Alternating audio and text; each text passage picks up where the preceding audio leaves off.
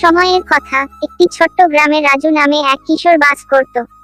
তার পরিবার খুবই গরিব ছিল, আর তাদের দিনে দিনে চলার মতো কোনো স্থায়ী আয় ছিল না। রাজুর বাবা দিনমজুর ছিলেন, আর মা অন্যের বাড়িতে কাজ করতেন।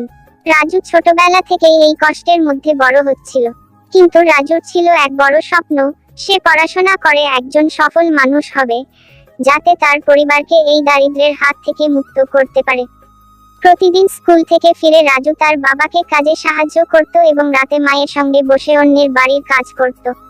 এত কষ্টের পরও রাজু কখনো পড়াশোনা থেকে পিছিয়ে থাকত না। স্কুলে সে ছিল একজন মেধাবী ছাত্র।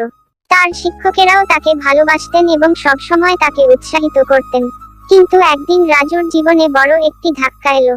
তার বাবা অসুস্থ হয়ে পড়লেন এবং আর কাজ করতে পারলেন না। পরিবারের আয় বন্ধ হয়ে গেল।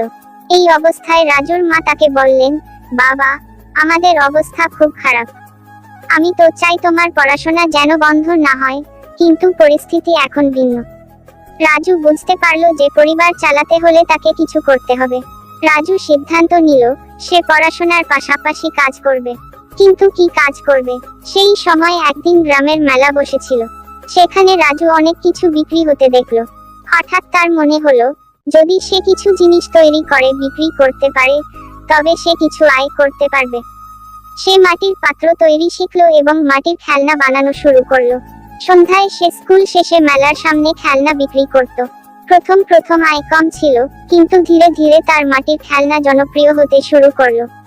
রাজুর পরিশ্রম ও অধ্যবসায় তার খেলার জিনিস বিক্রি হতে লাগলো, আর তার আয়ও বাড়তে থাকলো। এই আয় দিয়ে সে তার পরিবারের খরচ চালাতে পারলো, আবার নিজের পড়াশোনাও চালিয়ে যেতে পারলো।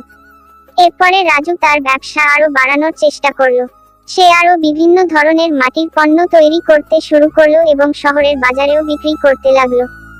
বছর কয়েক পরে রাজু তার পড়াশোনা শেষ করে উচ্চশিক্ষার জন্য একটি বৃত্তি পেল। সে ব্যবসায় প্রশাসন নিয়ে পড়াশোনা করলো এবং নিজের ব্যবসাকে আরো বড় করে তুলল। একসময় সে একটি সফল ব্যবসায়ী হয়ে উঠল এবং তার পরিবারকে অভাবের হাত থেকে মুক্ত করলো। রাজুর গল্প আমাদের শেখায় যে, জীবনে যতই বাধা আসুক না কেন, কখনো হাল ছেড়ে দেওয়া উচিত নয়। প্রতিকূলতাকে জয় করতে হলে আত্মবিশ্বাস, পরিশ্রম ও ধৈর্যের প্রয়োজন। জীবনে কঠিন সময় আসবেই, কিন্তু সেই সময়গুলোকেই নিজের শক্তিতে পরিণত করে সামনে এগিয়ে যেতে হয়।